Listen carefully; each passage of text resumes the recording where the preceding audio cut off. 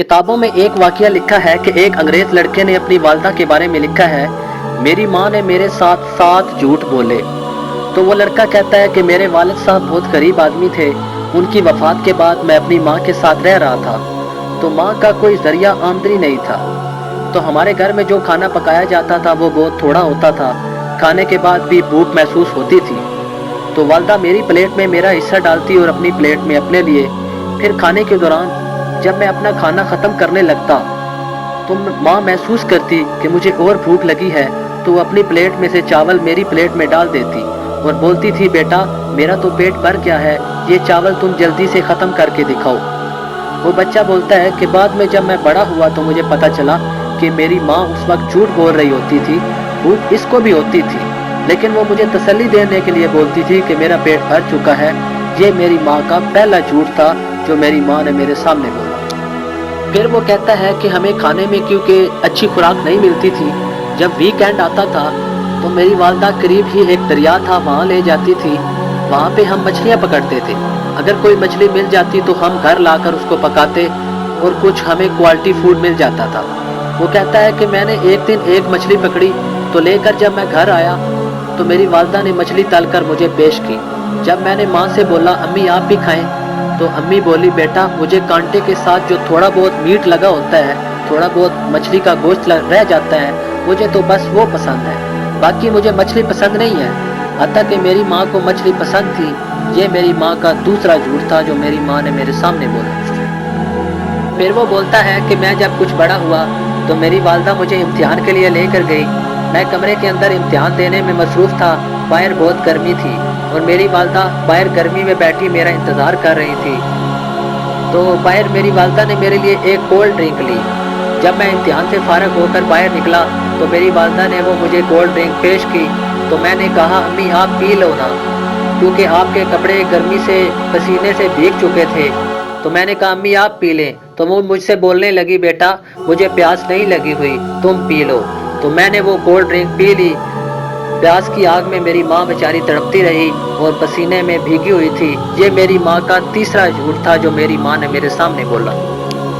फिर वो कहता है कि मेरी स्कूल की फीस बहुत ज़्यादा थी, तो मेरी वालदा ने लोगों के कपड़े इस्त्री करने शुरू कर दिए। तो मैं जब सोता था तो मैं अक्सर कभी देखता मेरी माँ रात को कपड़े इस्त्री कर रही होती थी।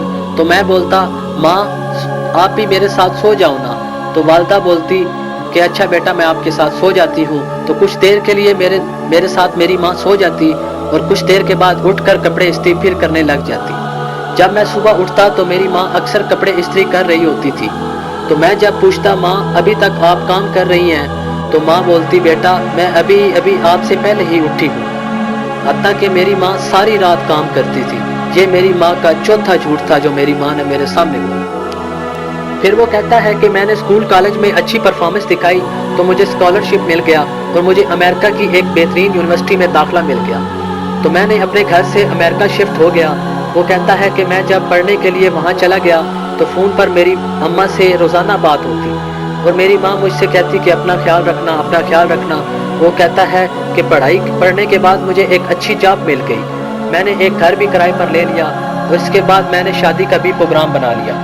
यहाँ तक कि मेरी शादी हो गई तो मैंने अपनी वालदा को बताया तो वो बहुत खुश हुई और बोली, बेटा तुम अपनी बीवी को बहुत खुश रखना और उसके साथ उसकी ज़रूरत का भी ख्याल रखना और अपनी भी सेहत का ख्याल रखना।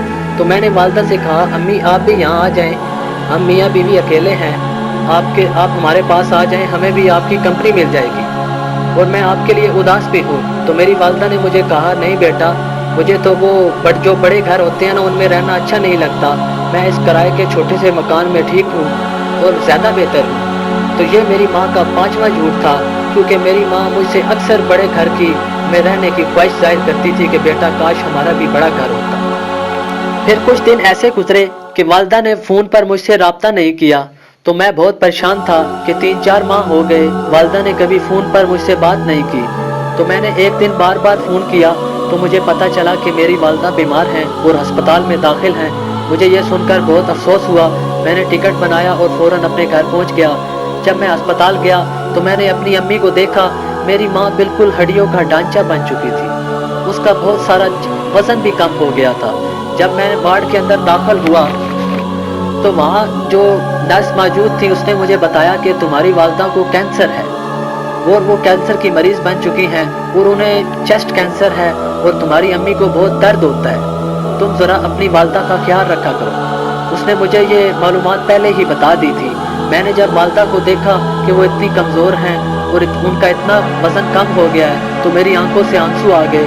मैंने रोना शुरू कर दिया तो मेरी अम्मी ने मुझे रोते देखकर कहा, बेटा आप क्यों रो रहे हो, आप क्यों रो रहे हो, मुझे सच में कोई दर्द नहीं है और ना महसूस होती है दर्द। तो वो बोलता है कि ये मेरी माँ का 7वां झूठ था। तो मेरी माँ ने एकदम मेरी आंखों के सामने आखिरी हिचकी ली और वो फौत हो गई। तो मेरे भाइयों, माँ किस किस तरह अपने गम अपने बच्चों से छुपाती है, खुद कुर्बानी देती है, बच्चों को पता भी नहीं चलने देती। ये वो मोहब्बत है जो अल्लाह ने माँ के दिल में औलाद के लिए डाली हुई है। प्यारे प्यारे भाइयों, अगर आप इस्लामिक वाक़यात दिलों को छू जाने वाले सुनना चाहते हैं तो ये चैनल ज़रूर सब्सक्राइब करें और साथ जो बेल का बटन है उसको दबाएं ताकि हम नेक्स्ट जो वीडियो अपलोड करें उसकी नोटिफिकेशन आपको मिल सके। शुक्रिया।